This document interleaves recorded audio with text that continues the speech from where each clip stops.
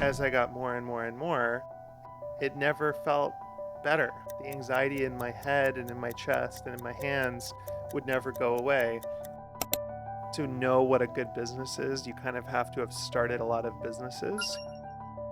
I took a job at a web design agency briefly. Really? And I just hated it. Andrew Wilkinson, the former barista who built Tiny. We'll get into why boring businesses build wealth, how Andrew recently discovered that he has ADHD, the feeling of never enough, his partnership with Chris, and the scariest split second of his life. He said, you probably have ADHD. And I was like, there's no way. If I went and got tested and I do have ADHD. Now you have enough, or you're still trying to find enough? No, I wouldn't say I do. I never feel it. And I said, do you want to be my CFO? I just blurted it out to him. And it really is like a marriage. You really do have to work on it to the point where we've done couples counseling before. Probably one of the scariest moments of my entire life was... Hi friends of the Escape 9 to 5 podcast, Lydia here, checking in from a rooftop, watching over the Victoria Harbour. And today's episode is with the one and only Andrew Wilkinson, who's built his entire empire in this city. If you've ever wondered whether a seemingly safe path can steal your happiness, or how to build a life big enough for both curiosity and contentment, this one is for you. Here's Andrew Wilkinson. Let's dive in. Thanks so much for coming to the show, Andrew. Yeah, of course. Great to be here. Yeah, it's a pleasure to have you. I'm so happy that I actually get to talk to you because I read your book, this book, Never Enough. I love this book. It's so good. Oh, thank you. And the name of the podcast is called Escape 9 to 5. So I usually ask people to share 3 statements, true truths and a lie, about their Escape 9 to 5 journey. 2 truths and a lie. So I started my first business when I was 15. I met Steve Jobs and I got my MBA. I read your book, so I know You know what the lie is. So I know you didn't get an MBA. I wanted to tap into the Steve Jobs story because you touched upon it in the story. You didn't elaborate too much. Did he say anything to you? No. No. The way that I met, for your audience, the way I met Steve Jobs was when I was 15, I was running a tech news website. Yeah. And I emailed Apple PR and I said, hey, I want to interview Steve Jobs. Yeah. And of course they said, absolutely not. You're a 15-year-old. But they did invite me to get a tour of the Apple store. Mm-hmm. So I was very excited. I was in New York. I was with a bunch of other journalists going to tour the Apple store. And I'm standing there and this black SUV rolls up. And all of a sudden, this man gets out, and he's wearing a mock turtleneck and New Balance shoes. And suddenly, my brain puts it together and realizes, oh my God, it's Steve Jobs.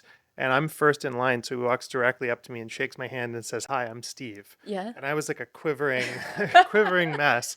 But because I was there as a journalist, I peppered him with questions for like 2 hours about the new iMac they had just released. Mm-hmm. So it's not like I got a chance to ask him any like sage wisdom or anything. You know, some people they have their like historic encounter with Steve Jobs. They would be retelling the story again and again. Yeah, mine mostly was notable because I was like 15 Yeah. or 16 or however old I was, and it was just so amazing to meet him. But no, it's not like he changed the course of my life or something. I mean, reading about him certainly did, but meeting him did not. Yeah. You talked about when you were 15, you started your first company. When I read your book, I realized you actually have this entrepreneurial spirit way before that. You have the story on the Savory Island. Mm-hmm. Am I pronouncing it correctly? Yeah, Savory Island, yeah. With your brother. That was actually your first business. Yeah. And I my real first business, I remember when I was like probably 6 or 7, I was digging around in my backyard and I found gold dirt. So it was dirt, but it was the color of gold. Okay. And that's just normal dirt. Okay. And I thought it was gold. And I started going door to door and trying to sell it to my next door neighbor. Oh, and wow. selling the gold. I thought it was gold. It? They did as a joke. I think they bought it for like 10 cents or something. But I always, for whatever reason, was always kind of obsessed with business and making money. And I told a story in the book where my kind of first moment of really it clicking for me, I was on Savory Island. I was probably 12, and it's this off-grid island. There's no cars. Yeah. And as a result, people get dropped off by boat, and then they have tons of bags, and they miserably drag the bags across the island. And so I realized that if me and my brothers went down we could go and charge people to take their bags as like Sherpas, basically. Yeah, yeah. And I remember buying penny candy, and it was the sweetest penny candy I'd ever tasted because not only had I, come up with a business idea and made money, but I'd also figured out how to delegate the work. So I was pulling the bags too, but I was also getting paid for everybody pulling the bags and organizing it. You're the big brother, right? Mhm. That's why they Yeah. follow you, because I was Yeah. like, Totally. otherwise, Totally. Yeah. otherwise, why are you making all the money? And speaking of the name of the podcast, is Escape 9 to 5, but you basically have never worked a single day on a No, I 9 to have. 5. I have. You have? Yeah, I've had a couple of different jobs. Like, Well, I mean, I was a oh, the barista. barista. I Yes, worked at the yes, Gap. yes. I worked.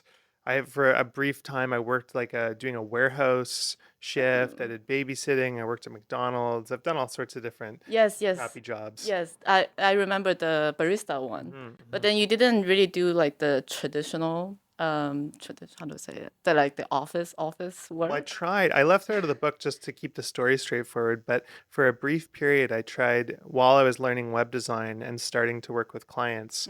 I took a job at a web design agency briefly, Really? and I just hated it. I For how just long? realized maybe like a month or two before realizing I couldn't work for anybody else. Uh-huh. I just feel like I'm kind of unemployable. Like I like to do things my way, and Yeah. so when I work for somebody else, I get really frustrated because I see all the ways I think it could be better.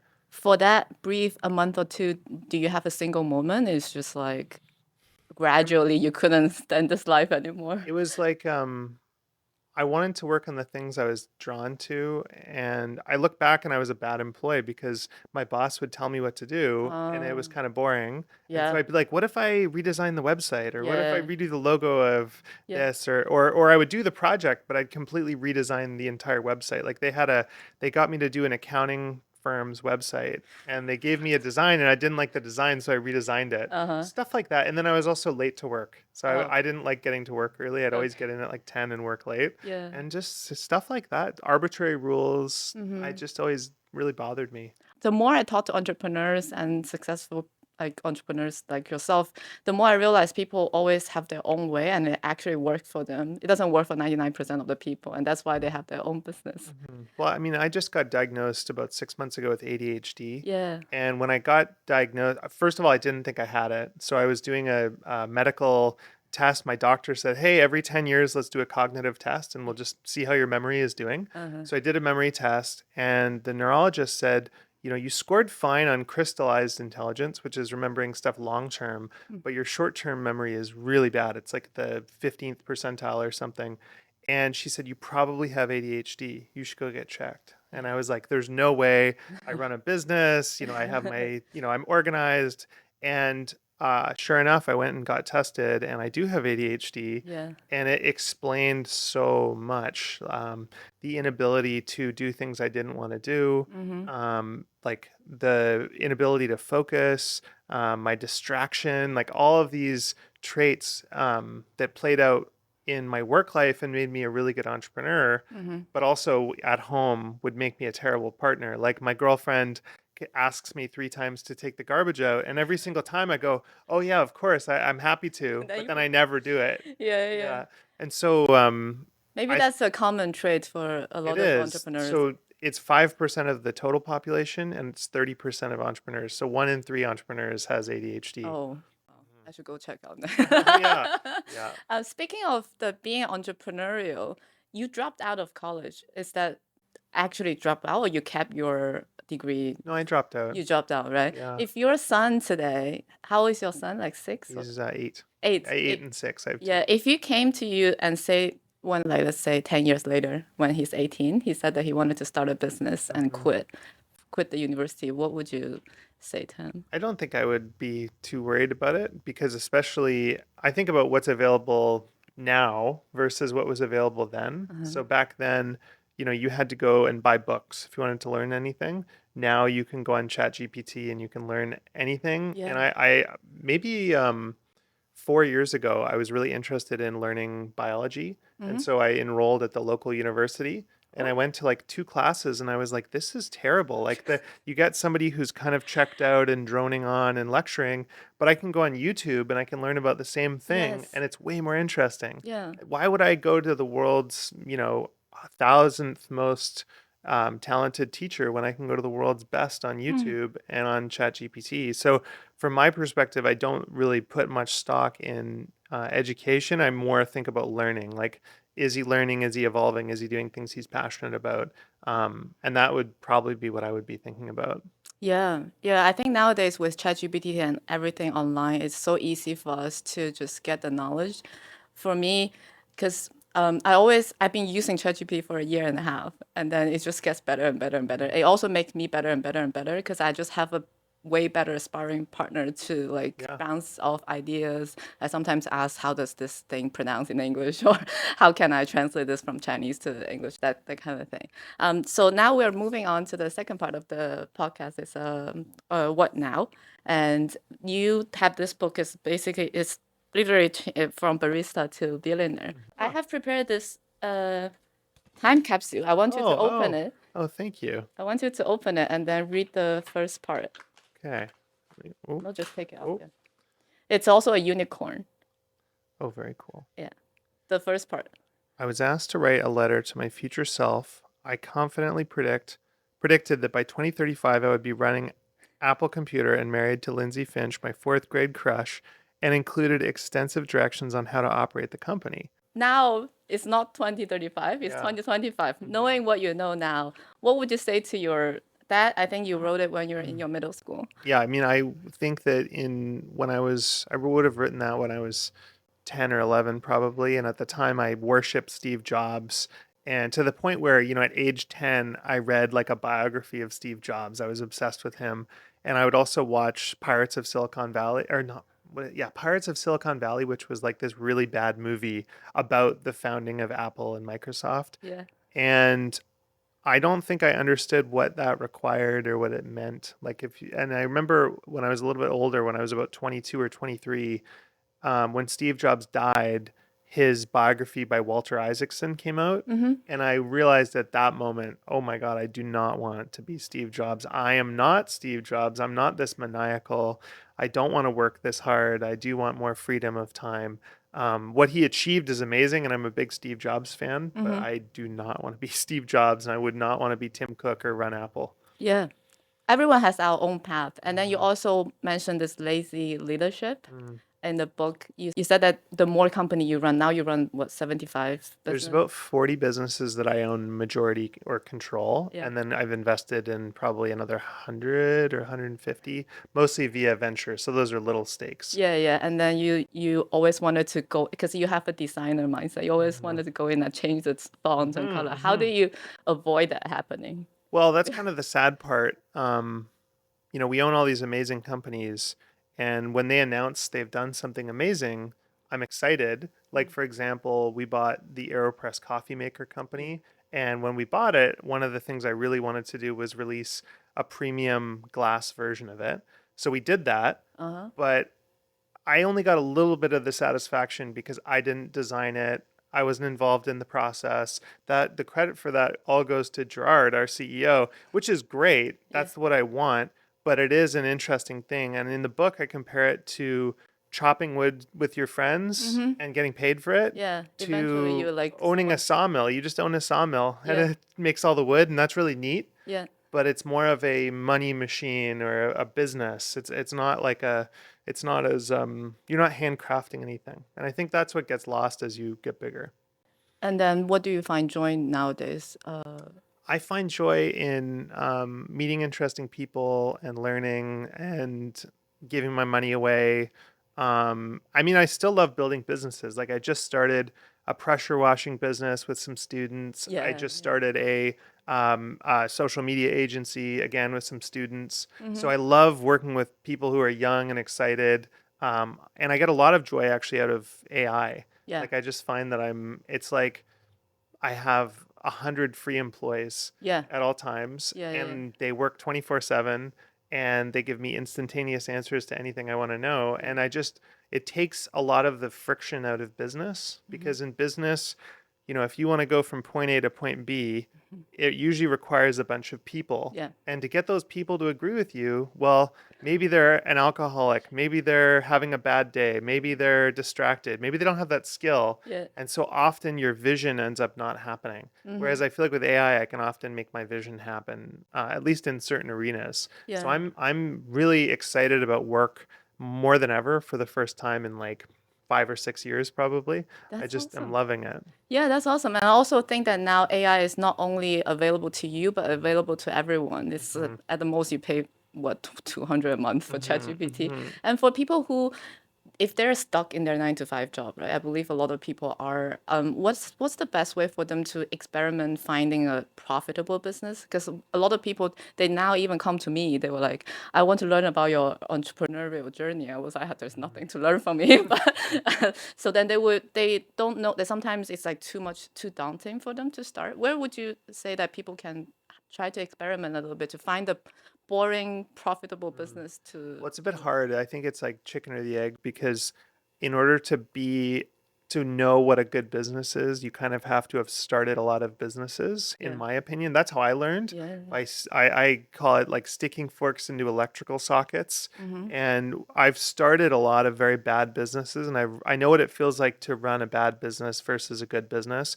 A good business being a business that doesn't have a lot of competition, where you can hire great people that Mm-hmm. can grow over time, Yeah. where you're not needed necessarily, and ideally has some sort of competitive advantage, a reason that they can charge more than others.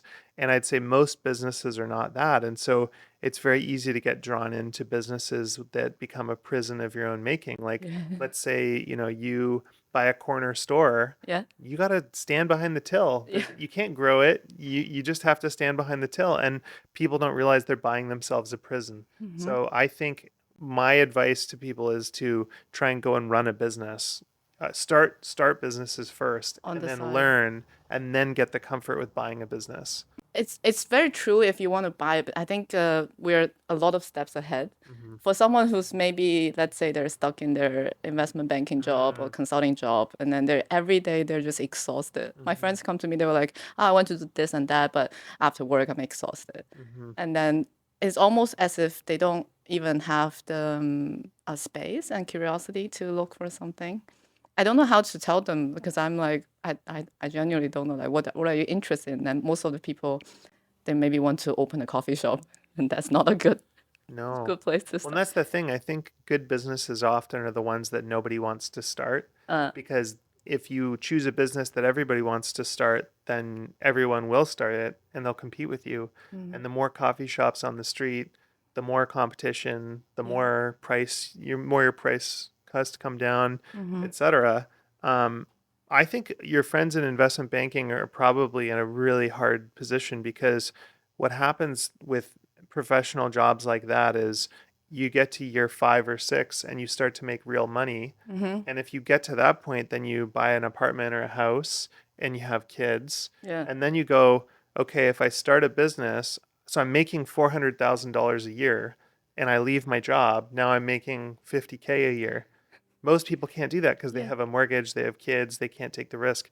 And this is why I always advise people to start businesses as soon as they possibly can when they're young. Mm-hmm. Like, at like age like 15 for me was like the perfect age to start, but people in their 20s right out of school, and what they often say is, "Well, I'm going to go work for KPMG or Deloitte," and but they want to be an entrepreneur. So first of all, it's like saying, I want to be a great chef, so I'm going to go and work on a farm. Like, Yeah. they're not related. Yeah. And then they get into this position where they are just stuck because they stay there for 3 or 4 years, and then they get older and start making good money. And Yeah. these firms are very good at trapping people in by giving them amazing benefits and pay. Mm-hmm. That's very interesting. I think we're at the tipping point with the AI and everything because I don't know how you see this. Sometimes when I lost my job twice. It's actually a blessing in disguise for me. Now I look back, but my family they still have trouble. Or like, you're doing your business, you should go to work for let's say HSBC or something. Mhm. But then for people who are working in the bank, the longer they work there, the less I think open they would be for all those new information and technology. Mhm. And it's actually not as safe as starting a business. Hmm. I think. Well, it's safe if you are willing to sacrifice your own happiness. And I think, well, here's the thing. There's people who are very well suited to that lifestyle Yeah, and they enjoy it. yeah. But if your friends are feeling an itch, and it's not an itch of, well, I should start a company, it's I have to start a company. Because I don't think you should be an entrepreneur unless you feel you have to. Mm. Because it's a hard life. It's a Yes, hard life in a lot of ways, yes. and you get paid well if it works, but it usually doesn't work. Hmm. And so you have to crawl through the mud and deal with a lot of stress that you wouldn't otherwise have to deal with if you work in a big company often. And you get a big payday, but I mean, it's like, I think it's only something that people should do if they feel completely compelled to do it. Like they're like for me, it was like it's unthinkable not to start my own business Yeah. because I could never tolerate having a boss, Uh-huh. right? Or you have an idea that's so great you have to go manifest it. But when I hear people say I should, like, well, my dad's an entrepreneur, or I keep seeing these YouTube videos about entrepreneurs. It Yeah, sounds yeah, cool. yeah. It's like, no, don't do No, that. it doesn't sound. Yeah, yeah. For me, it was I was very frustrated of whatever other people are doing in the field that I'm working on, the carbon financing, and then I was like, I really have to do this, Hmm. and this is a very tough life. I Hmm. would tell I would be telling other people, but then for you, you have to start a business, but you're not fixated in any type of business when you first started. No, I just You like just you I like just like design. making things happen. So Yeah. like it could be something really simple. Like I would take a lot of joy in going into a restaurant and making the lighting better,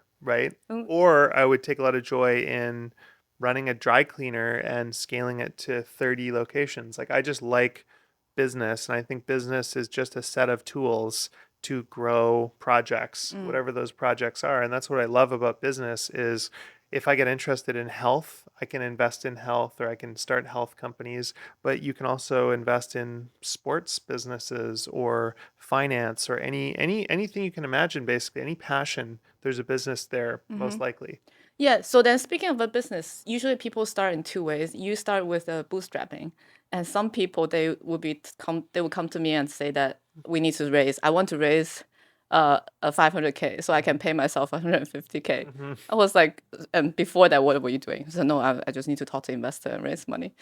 And for me, the more I'm on this journey, the more I feel like unless you really, really need the money, you shouldn't raise VC. What's your advice for Well, I think people? about it like building a building. So if you're gonna build a log cabin and you have all the skills to build the log cabin, and you have all the materials, then it makes no sense to have someone else co-own your log cabin. Yeah. But if you came along and you said, I want to build a skyscraper Mm-hmm.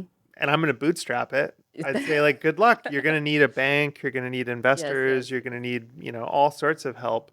And so I think it comes down to it's not is bootstrapping good or bad. I think there's two elements. One is what is the business you want to execute and scale, and what does that require? So, for example, let's use a bakery. Mm-hmm. Let's say that you want to make croissants. You love making croissants, and you start baking them at home, and you just sell them on the street, and they sell out. They go crazy on TikTok, and everyone wants to buy them. Well, should you bootstrap? If you bootstrap, you probably won't be able to scale to meet the demand. Yeah. And that's a choice. Maybe you're the type of personality who doesn't like having to answer to anybody. Then you should bootstrap, even though you're going to limit your upside because you Yeah. can't buy enough ovens, you can't buy the space.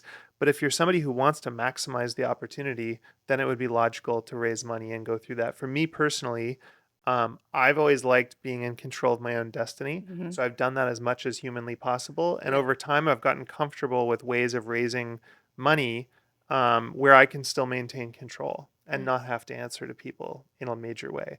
And I think venture capital, at least as it stands right now, is very friendly money, right? Like you can raise at a 10 or a $20 million valuation for an idea Yeah. and get millions of dollars to get moving. So it's very attractive financing compared to like debt Yeah. or credit card Yeah. or Yeah. Yeah. bootstrapping. Yeah. But it comes with strings. You have to deliver. Yeah. And I think it's two things here. One is about the timing of raising money. Because I think you mentioned let's say the bakery shop, they couldn't raise money to become viral. They need to be viral first and Hmm. then raise money, Hmm. right? So what is the balance here? Like when do you think it's a better time to raise money for someone?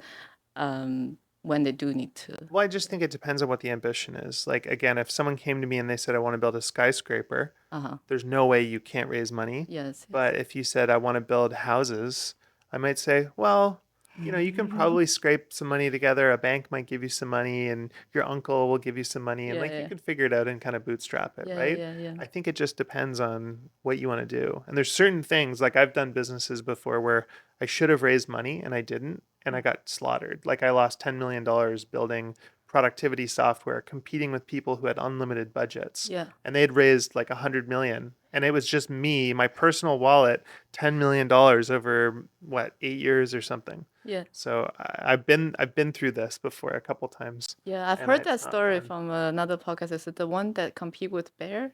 We were competing with Asana. Asana, yeah, yeah, Hmm, yeah. hmm. Okay, yeah. And it's like Asana, we you can have the best product, Uh-huh. but eventually that's not enough, right? Once it becomes Asana was a worse, I felt an inferior product when they started, but they had an unlimited budget and eventually they hired great designers and they got on Android and iOS and we just couldn't keep up. We were like in a little rowboat and they were like a speedboat. Mm-hmm. Yeah. And now you have, according to the book, you have enough, or you're still trying to find it enough. No, I wouldn't say I do. Yeah.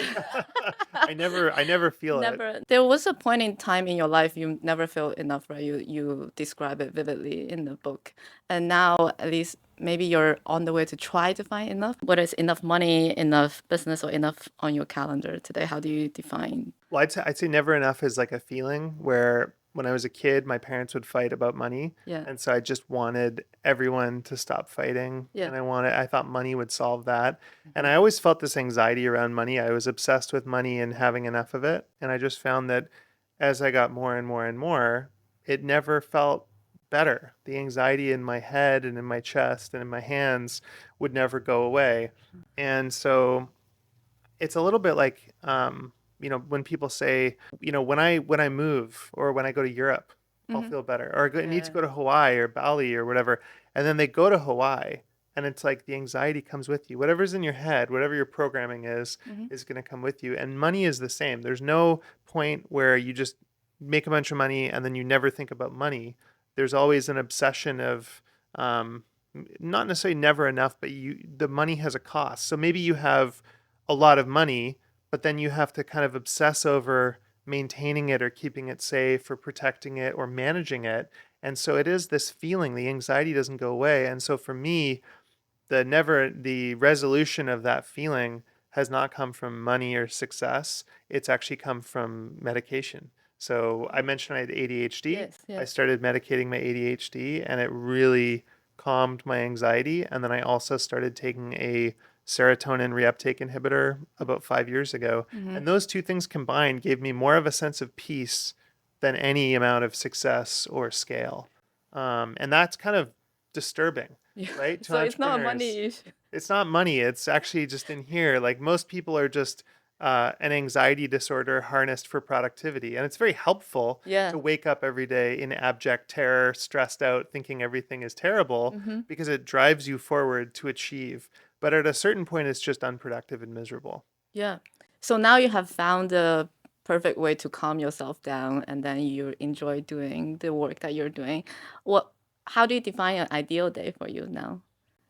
An ideal day is a day where I work on something that gives me a flow state. Mm-hmm. I have a nice conversation. I maybe play like pickleball or tennis or something. Yeah. Hang out with my kids, have great food, and then read before bed. Like that. That's kind of, or maybe a walk in the woods or something like that. For me, that's like a perfect day. And yeah, I mean, I've just found that the joy does not come from achievement. Like I do this morning, for example, like I spent 3 hours going through email and, I was working on like an AI agent Yeah. and coordinating a bunch of stuff with people. And I do get a feeling of joy and flow state out of that.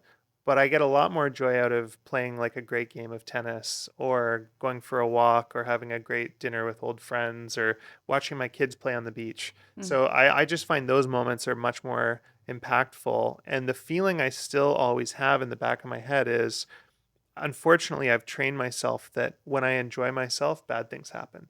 So it's like if I'm not always like on it, Yeah. then something bad's going to happen. And Yeah. I'm bad for relaxing. Yeah. And that I'm working on right now. Yeah, I have the same feeling. Of course, I'm nowhere near where you are, but whenever sometimes my friend was like, "Do you want to take a break?" I was like, "No, what? Why? Why? I cannot take a break. I need to finish. I need to finish all the to-do lists, Mhm. almost all the to-do lists of the But day, and then take a break." it's so funny. Just before I got here, no joke, an hour ago, Yeah. I set a reminder every day for myself that says, there will always be more to dos. Yes. And that's true because I make more to dos than Yeah. I complete every day. Yeah. And so there's always this mountain of to dos. And as long as the mountain of to dos is there, I have this feeling in the pit of my stomach of, I got to get them all done. And it's a little bit like if you define your happiness based on like inbox zero or to do Mm. list zero, you're going to be miserable. Yeah. So now I've learned through these kind of conversations, one of the guests have told me it's like work rest balance rather than work life Mm-hmm. balance. So I schedule the rest time, I schedule the gym, I schedule the time with my friends Mm-hmm. and all that. Maybe that's helpful. One way that I have done that is I find having routines and rituals. So, for Yes. example, I do forums. Oh. Do you know about this? So it's basically like once a month I meet with six other entrepreneurs, and a lot of them are friends of mine Mm-hmm. or have become friends. And we meet once a month. We go to a boardroom. We're there for 3 hours, and everything said in that boardroom is completely confidential. So it doesn't matter what the fact is; it doesn't leave that room. And we say we do an update. We say personal, family, business, highs and lows, and everyone gets 5 minutes, and Yeah. we go in a circle, and then we ask each other questions and talk. And it's really like group therapy. Yeah. But if I went to a bunch of men and I said, "Do you want to do group therapy with me?" They'd be like, "No." So if you say it's a business forum, then they'll Yeah. do it. Yeah. But Yeah. what's funny is over time, and I've been in some of these forums for 15 plus years, Mm. you really deepen the friendships and you really talk mostly about personal problems. And so for me, that's been a great way to build the social time into my week Mm-hmm. and do it in a way where there's always depth. There's Yeah. always somebody going through a crisis, but if you meet them for coffee, They wouldn't they tell might you. not tell you. You might Yeah. not ask the right question. Yeah. Yeah. Is that the reason why you started to do interesting people? Yeah, so you're here for my Interesting Thank you People so much for conference, of having me. course. I'm so glad you could join. But I started doing this event every year where the problem I was having was there's so many interesting people I meet every year. Oh. And I realized as I met everyone, they didn't know each other. Yeah. And so it was like ships passing in the night. And so I started doing this event 3 years ago. So I'm just about to do the third one. And I basically invite, this year it's 150 people. 70 of them are like close friends. Mm-hmm. And then I think there's probably another 10 or 20 people that I know only online. Yeah. And then the rest are like people that applied to come. Yeah. And so I just have this interesting mix of cool people and get everyone together to make friends. Yeah, I'm so excited. I I'm think it's gonna so be great. yeah, I'm so excited for this conference because when you send out the email, it's like every single sentence saying that I should apply. Mm. Because I've been to so many conferences, it's just like a drain of Well, it's exhausting because they make it so hard because you yeah. have to have the guts to walk up to people. Mm-hmm. Yeah. And what we try and do is seat people together, ask prompts, get people talking. Everyone needs to know who's in the room because Mm-hmm.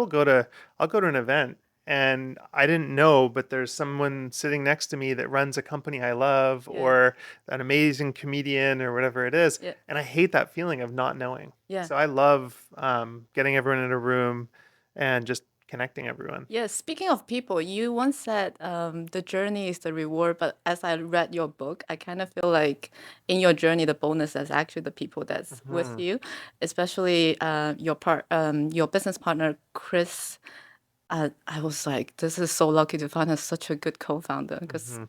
people always ask me, do you want to find a co-founder? I was like, it's not that easy, you know? And then the second story I wanted to hear more about is you met your girlfriend, Zoe.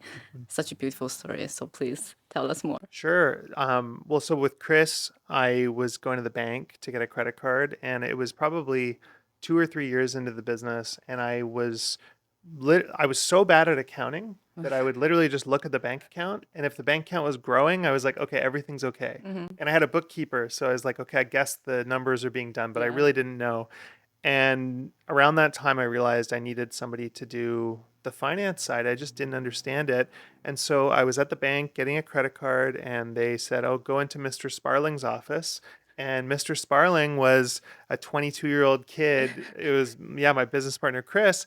and he was just infectiously friendly, and we hit it off immediately. And at the end of the hour, I just had this feeling of like, this guy's really special.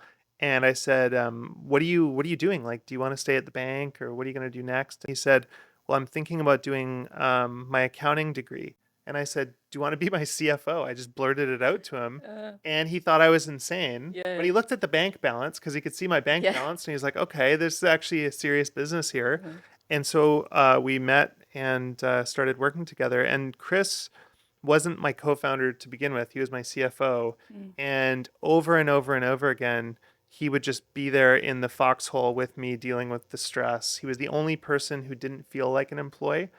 He wouldn't walk out the door at 5 and Mm. forget everything. He was there with me going through it. And Yeah. so it was very obvious that he was my co-founder and that he needed to own equity in the business. And so we Yeah. made that happen.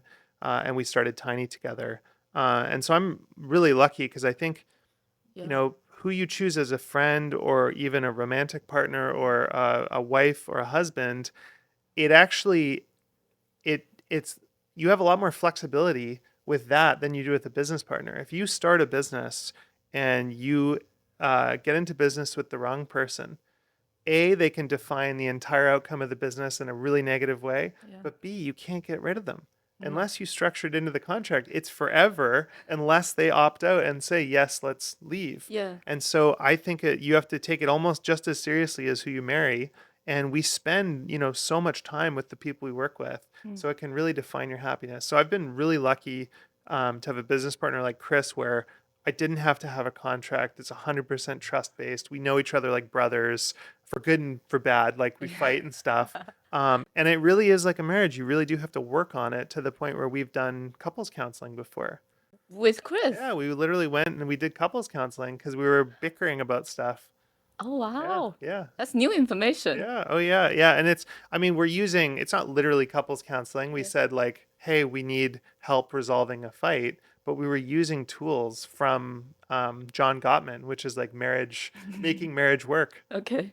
And then Zoe, my girlfriend, I was at a conference in Vancouver, and the first day I was there, there was this beautiful woman who was serving me sushi, and I was kind of taken aback by her, and I started asking her questions, Yeah. and we just kind of got into this very immediate click conversation talking about documentary films and art and all sorts of other stuff.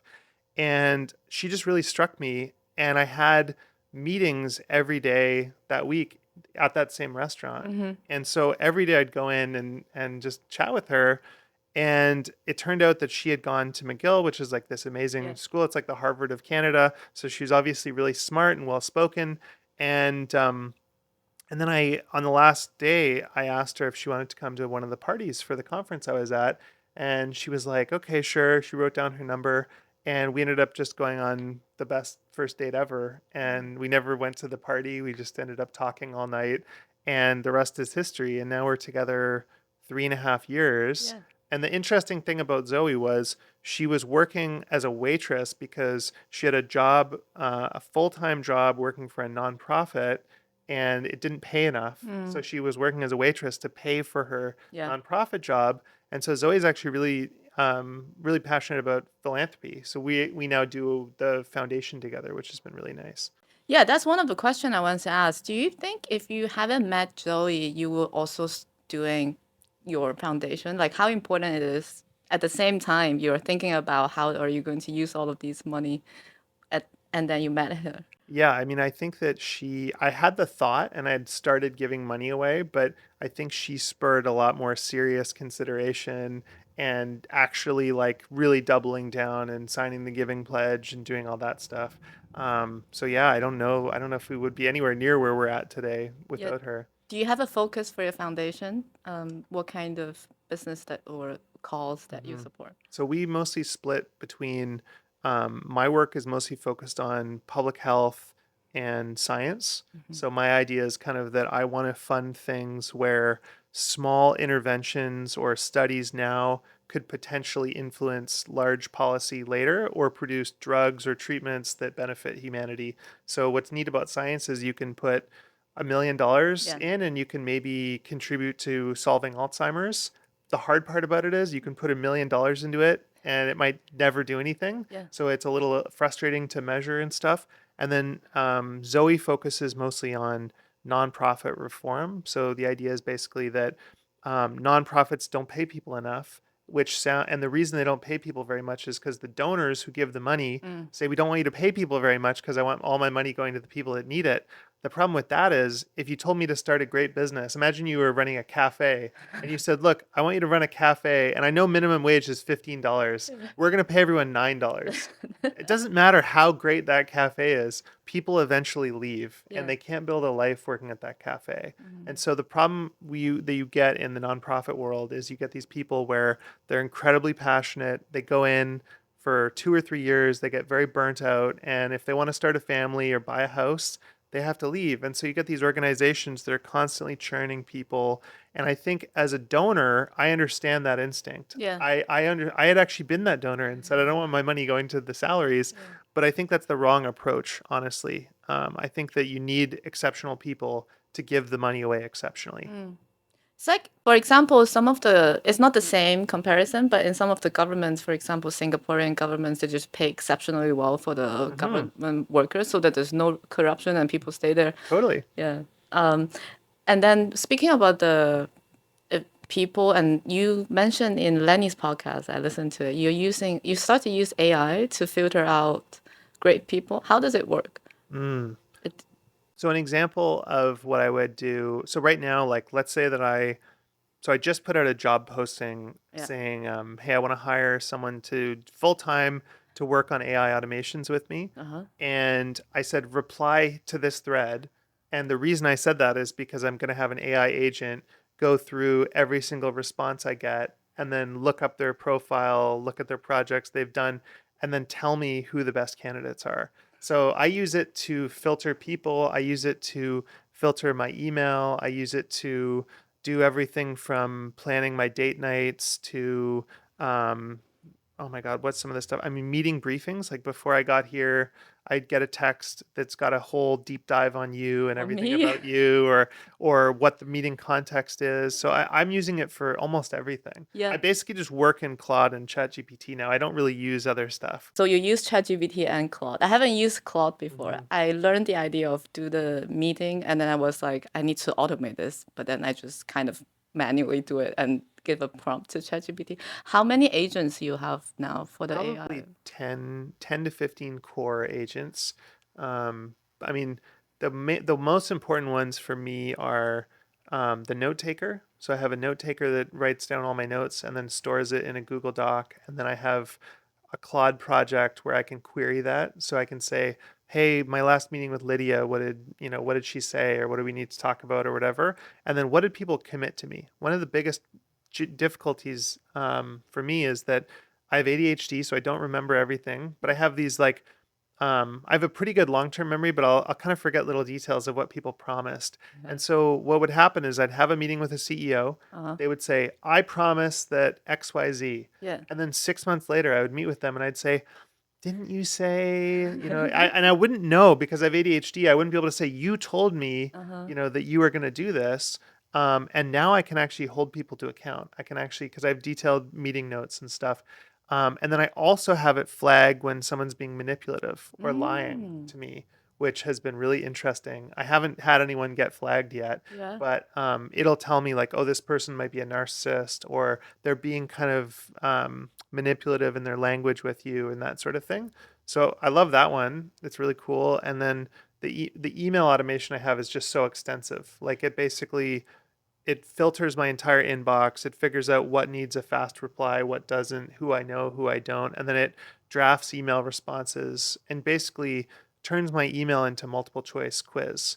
So if you emailed me and you said, do you want to get lunch? It'll just say, Lydia emailed, here's who she is. This is your history with her.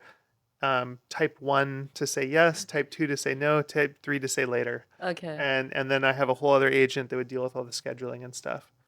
How long does it take for you to build all of these? A long time right now because it's very fiddly still. It's like early internet, right? It's a lot of effort to do simple things. You can do certain things quickly and then other things as soon as you get a workflow that's really complex, you have little issues along the way.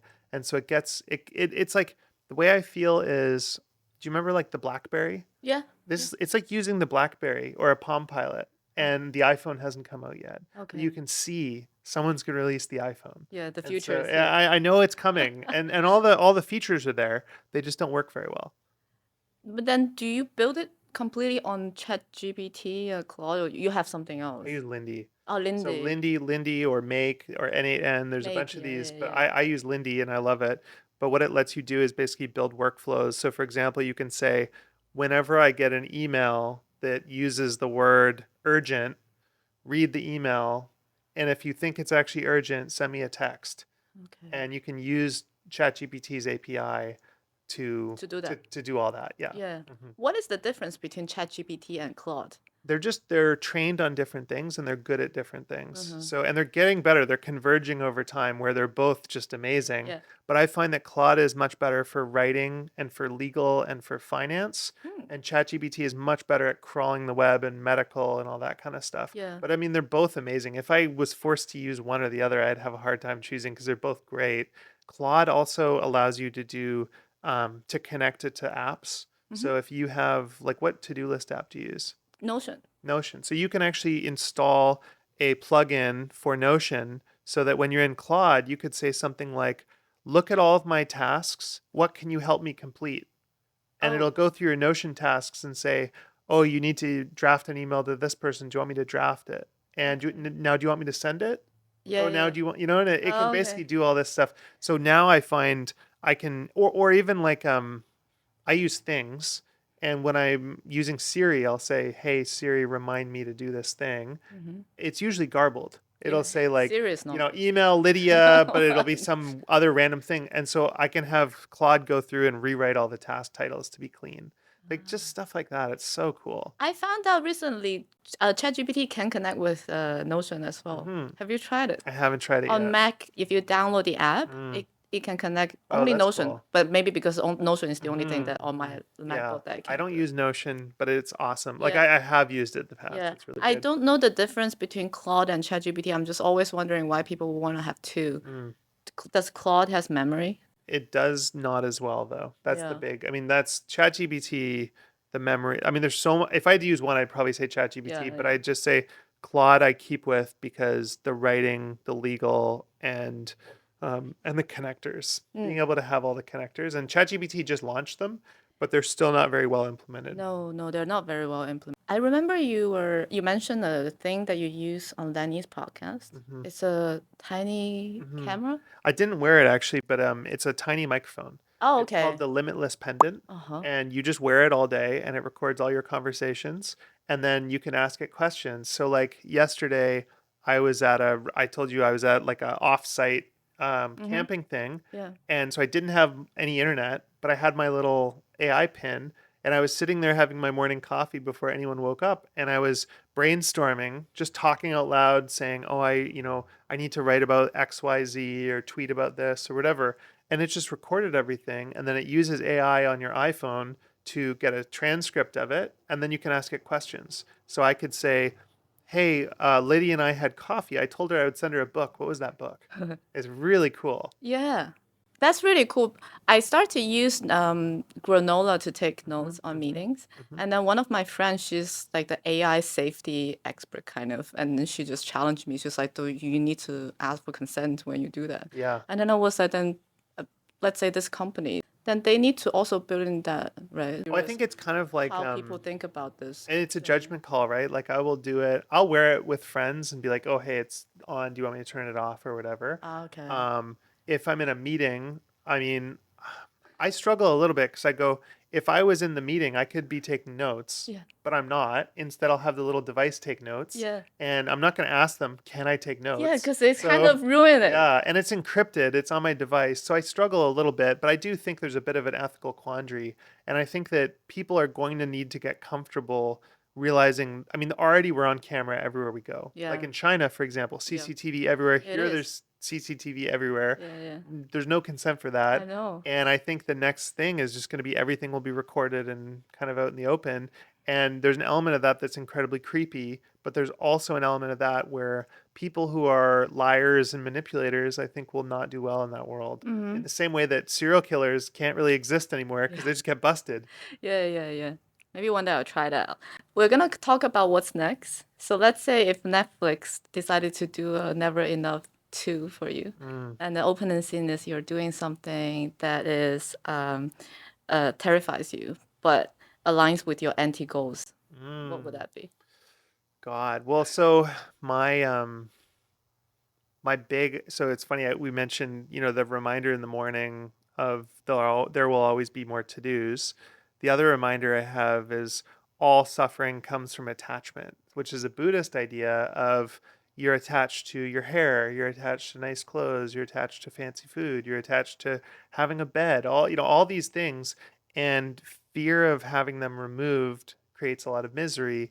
So for me, and I don't know if I'll write a second book. I've been thinking about it because there's some stuff I want to talk about, but I think it would probably have something to do with like a some kind of dramatic action of letting go. And I Mm, mean, if you think about it, in my last book, um, I let go to some degree or another of money in terms of saying, okay, I'm going to give a lot of it away, yeah. but I still have the money and I'm giving it away. I think a lot about how could I structure my life so that I had way less, and that could mean living in a small house or giving up, flying in private planes, or I don't know. And I don't know that I want to do any of that stuff, but I think about it a lot because I find it's very dangerous to get attached Too to big. these luxuries and these nice things. Yeah. Um, so I don't know. I mean, I really admire Chuck Feeney. Do you know who he is?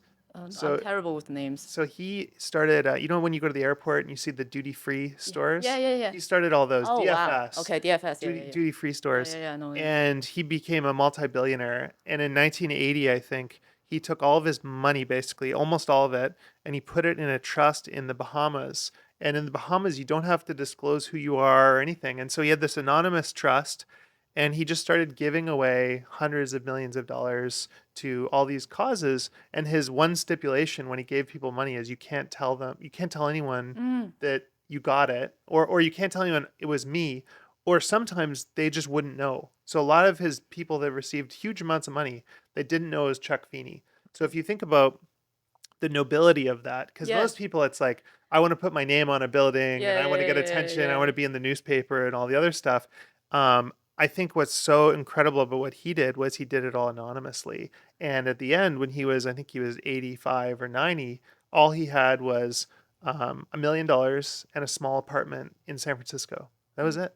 Everything else had been given away to other people and anonymously, although it did get some reporter figured it out at some yeah. point. So I really admire that, and I think that's really cool. And I think did you interview Derek Sivers? Yeah, recently. And Derek like did a really cool thing where we joked that it was like he burned the boats. Like Yeah. there's no going back. When Yeah. he sold his business, he put it into an irrevocable trust where he just gets a million or 500K or $1 million a year, and the rest of it he can't access, and it gets given away when he dies.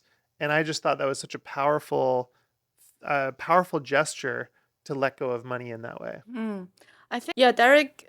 I was gonna mention because he put all the money in the trust as well, Hmm. and then you also wrote it in your book. He's one of those people. He seems like he's always very happy every day, Hmm. and then he had Hmm. enough.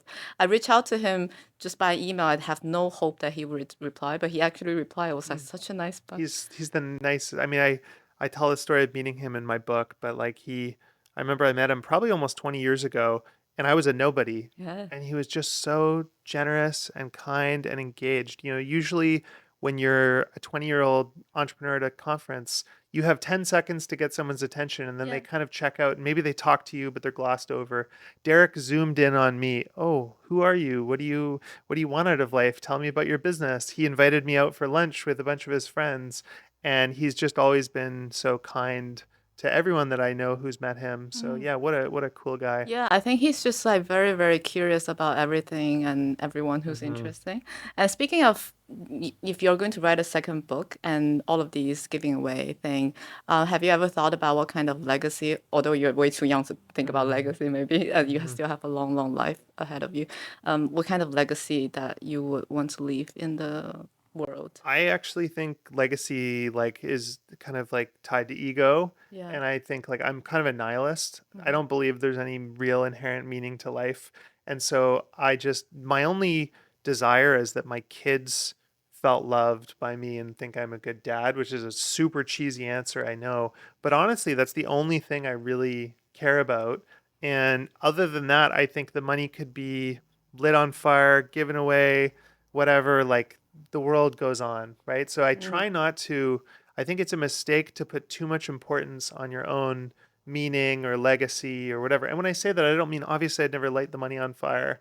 And I do have some moral judgment on how people use money, but I do think a lot of people get very self important about their legacy. And the reality is, most people are not remembered for more than, their Yeah. children's, maybe their direct descendants' generation. And even then, you just hope that they remember you fondly. Yeah, yeah. And speaking of the next generation, because I'm in climate, like people who have kids, sometimes Mhm. that's when they switch to climate. You also talk about this in your book. You said that capitalism has to be improved if we don't want to be fried, Mhm. something like that. Mhm. But the climate technology field nowadays has been going through like a winter, because of the reason it doesn't really necessarily fit into the VC model, or you cannot scale that fast.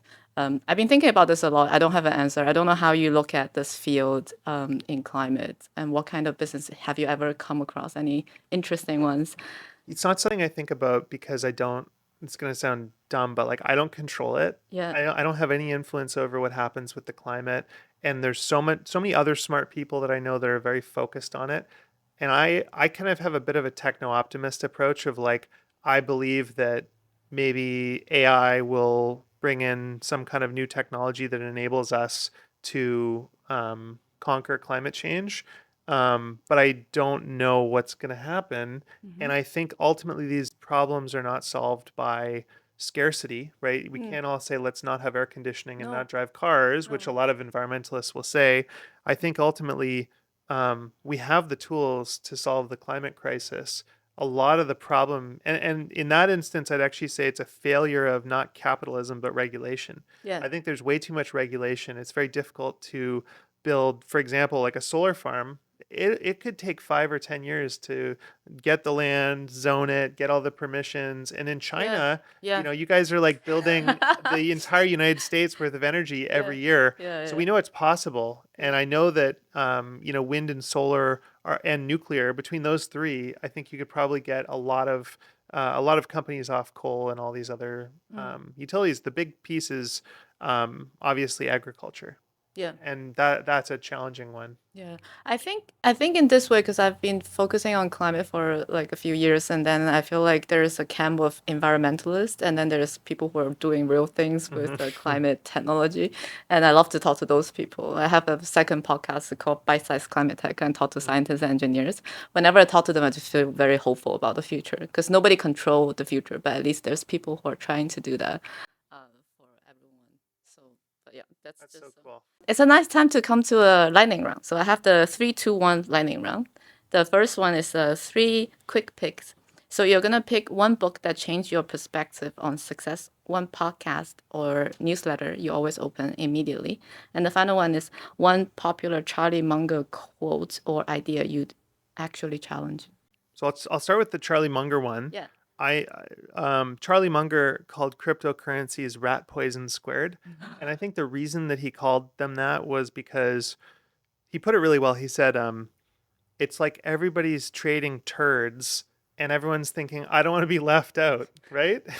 And there's an element of that, right? I think there's the NFT craze and some of these things where truly the things that people are trading don't have any value, and there's so many people that are just scammers trying to take everyone's money.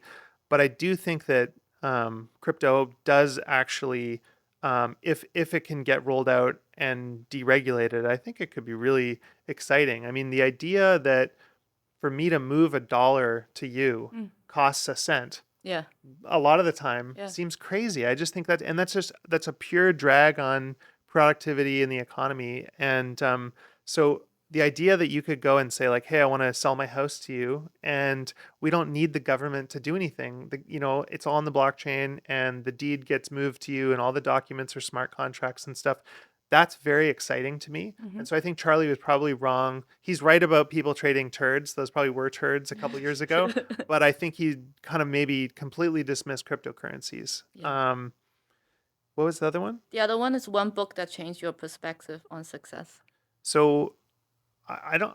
I'll take that in a bit of a different direction. So I read a book called "Rabbit is Rich" by John Updike, Oh yeah. and it's fiction. Mm-hmm. I picked up. I had always heard that John Updike was an amazing reader or amazing writer, and so I picked up this book series. And this is the second. I think it's the second book, and it's set in the 1970s in 1977. And in it, the main character is about my age, and it talks about middle age in a way where I realize that I'm not unique. That everyone that he's talking to says, the Japanese are taking over, Yeah. inflation is destroying the dollar, kids these days have no work ethic. Yeah. Oh my God, the kids are all complaining we can't afford houses. Oh my God, the Russians are going to invade. And you realize, I remember reading that book and just realizing, like, oh my God, like this is me and all my friends. We're all kind of 40 to 50, and we have all these same thoughts and all these same opinions. And really, it's like history doesn't repeat, but it rhymes. And so for me, that was a bit of a moment of maybe that is not how I want to be. I don't want to be the curmudgeonly 40 something year old person who thinks the kids are idiots and everyone's weak and all that stuff. And so ever since reading that book, that really kind of challenged my notion of what it means to be in midlife.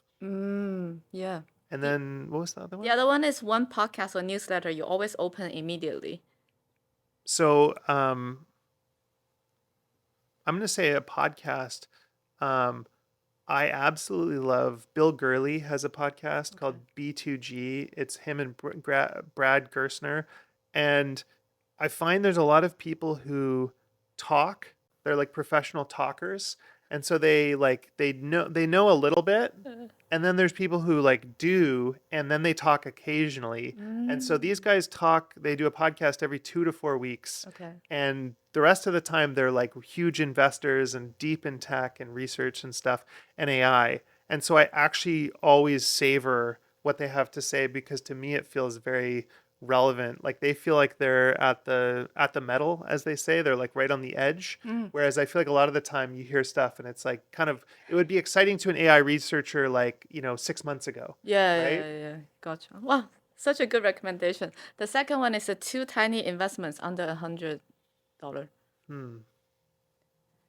So I really like I might be over 100, but it's around there. The Logitech Casa.